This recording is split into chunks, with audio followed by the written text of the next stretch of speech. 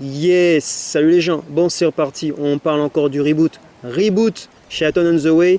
Un, deux, je sais plus, je crois que c'est 4. On va vérifier ça. Si je me trompe pas, on devrait être au jour 4. Jour 4, quatrième jour. On va parler de routine et d'environnement. Revenons à routine et environnement. Les routines que vous avez, ça peut être des routines, comme je disais, en distorsion et des routines constructives. Ça peut être intéressant de faire le point, de voir quelles sont vos routines, à quoi vous occupez votre temps. Qu'est-ce que vous faites globalement? Et soyez objectif. Qu'est-ce qui est stimulant? Qu'est-ce qui est constructif, enrichissant? Et qu'est-ce qui vous vole du temps, de l'énergie et qui vous éloigne de qui vous êtes? On en parlait hier, d'être en déphasage, en distorsion. Mais en fait, c'est ça. En parlant de routine, il s'agirait également d'identifier les bonnes routines. Des routines stabilisantes. Il s'agirait par exemple de se coucher à une heure raisonnable, se réveiller à une heure raisonnable, manger à des heures raisonnables et plutôt fixes. Une routine équilibrante, c'est-à-dire que vous avez des activités enrichissantes, stimulantes, cohérentes avec votre aspiration et ce à quoi vous aspirez et là où vous voulez aller. Il vaut mieux. Si vous passez beaucoup de temps, par exemple, à vous morfondre ou à avoir des conversations de bas niveau ou à regarder des séries, des films ou à traîner les pieds ou à rester couché au lit, mais tous les jours, hein, c'est-à-dire on peut faire une grasse mat de temps en temps, mais tous les jours, il y a des chances que ça n'aide pas à faire avancer les schmilblick. Objectivement, quand même. Et si on parle d'environnement, c'est à peu près la même chose. Si je vous parle d'environnement, c'est parce qu'en fait, l'environnement, c'est le lieu où vous vous trouvez, les gens qui s'y trouvent, les gens que vous fréquentez. Et il faut noter que votre environnement vous affecte, votre environnement selon votre sensibilité.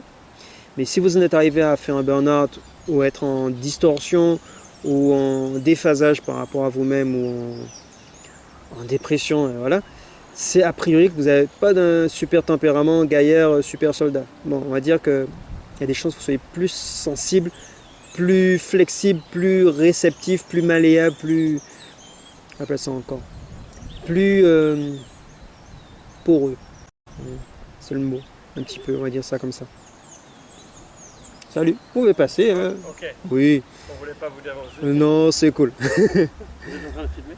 Oui, ça filme et je vais continuer. Essayer de garder le film. Donc en fait, l'environnement, c'est l'environnement. Vous n'avez pas la main sur tout votre environnement. Vous pouvez garder la main sur votre environnement privé dans votre petite bulle, mais à un moment donné, il faut éventuellement sortir pour aller faire certaines choses, surtout pour avancer vers des choses stimulantes où vous prenez position, vous prenez place dans la vie, au sein du monde, parce que nous sommes des êtres sociaux à la base.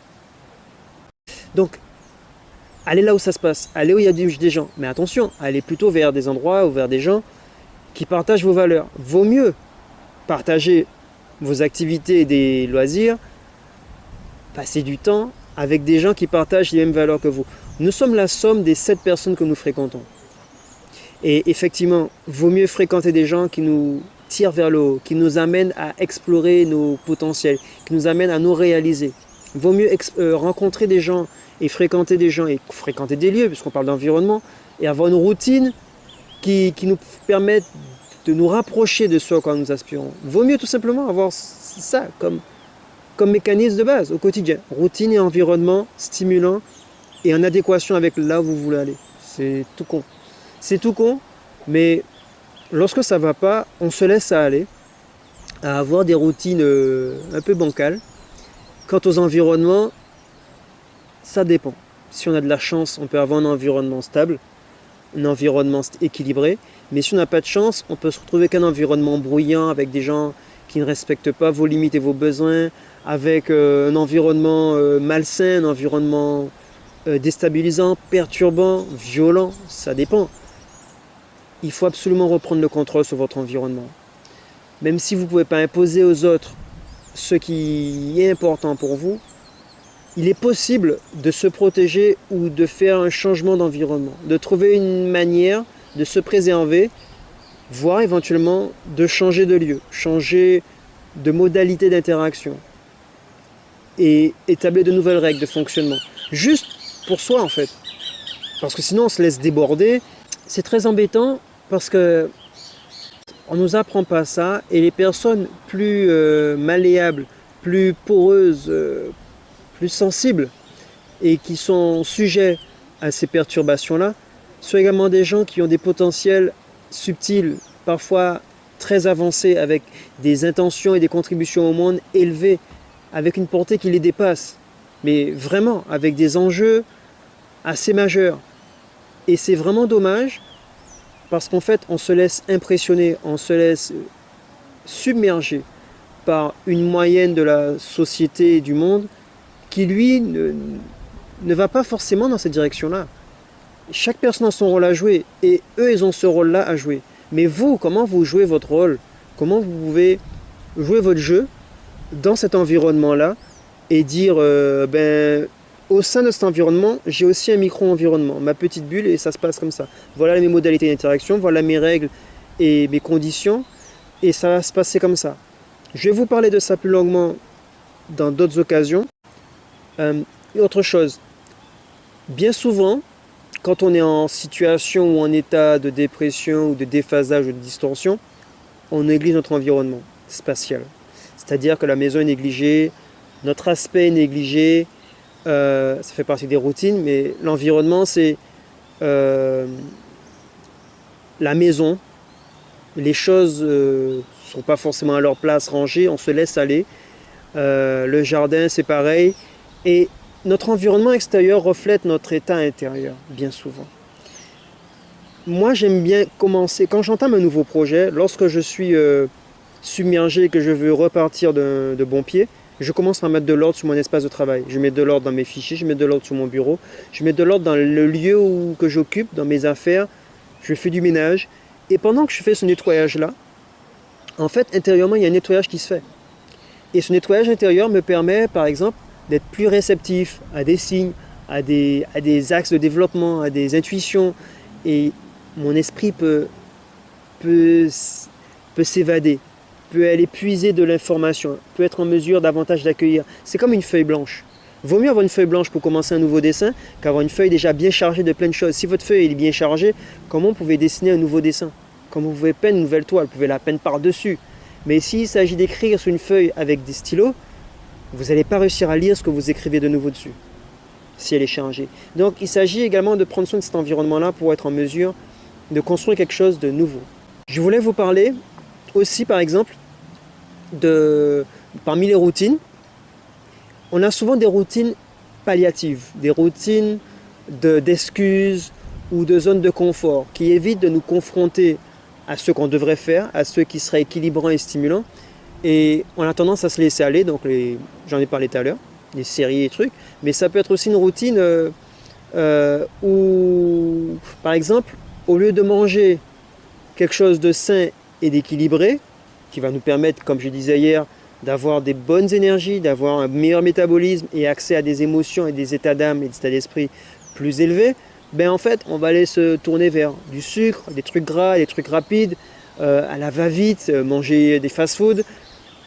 Ça calme l'estomac, mais ça nourrit pas notre corps et notre métabolisme de haut niveau. Ça ne permet pas de remonter la pente, mais aucunement.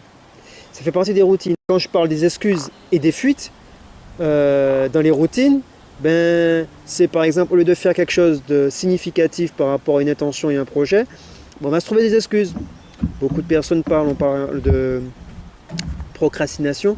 C'est un gros chantier, on va en parler aussi pendant les 28 jours, mais procrastination, c'est juste qu'en fait, on est en train de faire quelque chose qu'on n'est pas censé faire parce qu'on n'a pas vraiment envie de faire ce qu'on devrait, et parce que ce qu'on devrait nous sort de notre zone de confort. On préfère rester tranquillement pépère dans le canapé, à ne pas salir, à ne pas se mouiller, à ne pas se confronter à ce qui nous met mal à l'aise, à ce qui nous confronte à nous-mêmes.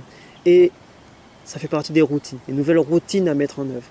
Je ne dis pas que c'est facile, je ne dis pas que c'est quelque chose à faire de manière frontale, brutale. C'est quelque chose qu'on peut établir de manière progressive et douce avec des nouvelles habitudes, avec des nouveaux leviers de bascule, des shifts. Et j'en parlerai, j'ai une vidéo et d'autres sujets pour développer les différents styles de shift.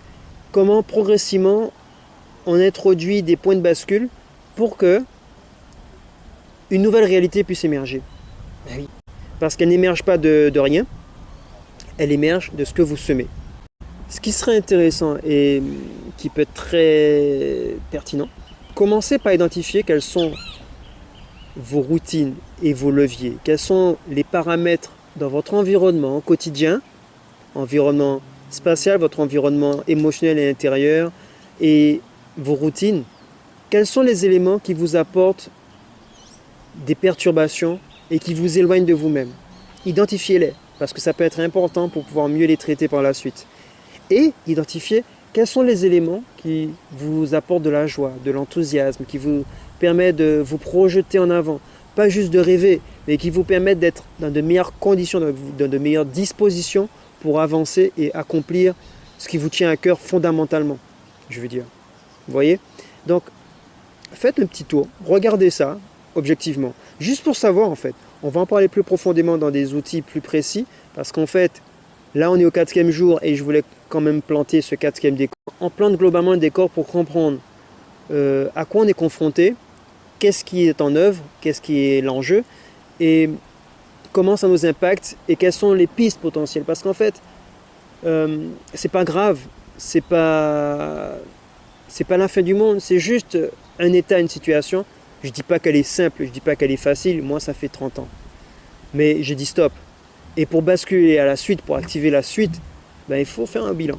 Il faut passer par l'étape break, checkpoint, et ben, on fait un état des lieux. On regarde ce qui se passe. On regarde qu'est-ce qui s'est passé dans l'usine, pourquoi la machine, pourquoi la chaîne de production elle est cassée. Qu'est-ce qui s'est passé? Éviter de reproduire les mêmes erreurs. Déjà ça, ce serait bien. Mais surtout, identifier les paramètres favorables. Et j'ai des vidéos qui en parlent ailleurs. Identifier les paramètres favorables d'accomplissement et d'épanouissement. Voilà, je vous laisse avec ça, en vous souhaitant de trouver des pépites chez vous. Et si vous êtes intéressé pour en savoir plus, vous pouvez demander ou souscrire ou vous abonner et suivre cette page. Si vous connaissez des gens à qui ça peut servir, vous leur partagez. Moi, dans ce reboot, c'est avant tout un reboot pour moi. Et ce reboot me permet de mettre en œuvre des routines différentes. Pour l'instant, je passe beaucoup de temps dehors avec des rapports au temps un peu particuliers. Mais progressivement, je vais établir une nouvelle routine. Mais c'est surtout l'occasion de maîtriser mieux ma routine de prise d'image et de partage. Parce que je le fais jamais. Je fais plein d'images et je tarde à vous les partager. Ben ça, par exemple, ça fait partie d'une nouvelle routine pour y remédier. C'est un prétexte pour y remédier. Et au passage, je choisis de vous partager de la ressource, de vous partager de la valeur, quelque chose qui vous sert et qui soit pertinent pour moi aussi, parce qu'en fait, je suis en plein processus dedans. J'ouvre une petite parenthèse pour parler de la mission étincelle qui est continue, mais qui a été mise en suspens à cause de ce reboot. Il y a eu une phase de 1 mois où ça vacillait et je perdais pied. Et finalement, j'ai acté et j'ai activé le reboot, mais j'ai perdu quand même 1 mois. 1 mois où il s'est fait d'autres choses, mais la mission étincelle n'a pas été efficace. Donc, je vais faire moi aussi un point pour voir est-ce que je peux maintenir mon objectif que j'avais fixé sur 3 mois, est-ce qu'il est tenable en moins de 2 mois maintenant, puisque le mois de juillet est déjà entamé, ou est-ce que je réévalue mon objectif et qu'est-ce que je mets en œuvre, ou si je le conserve, comment je le valide, quel palier je mets à l'issue du temps que je m'étais accordé. Voilà, je ferme la parenthèse et je vous dis merci pour votre attention et puis je vous souhaite plein de bonnes choses, il n'y a plus qu'à être. Allez, ciao les gens. Merci. Je partage avec vous ma routine. Vous voyez là, il y a un petit bidule micro. On va poser le micro là. Vous voyez pas, mais moi je le vois. Il y a la caméra qui fait son time-lapse. Et moi je suis dans ce marais, dans cette zone aménagée pour apprécier les lieux. On va respecter le calme du lieu, on va pas s'imposer trop longtemps. Juste pour dire que je suis content d'être là, ça me fait du bien de venir de temps en temps, en journée ou en nuit. C'est agréable. Il y a un coucher de soleil à l'œuvre là-bas.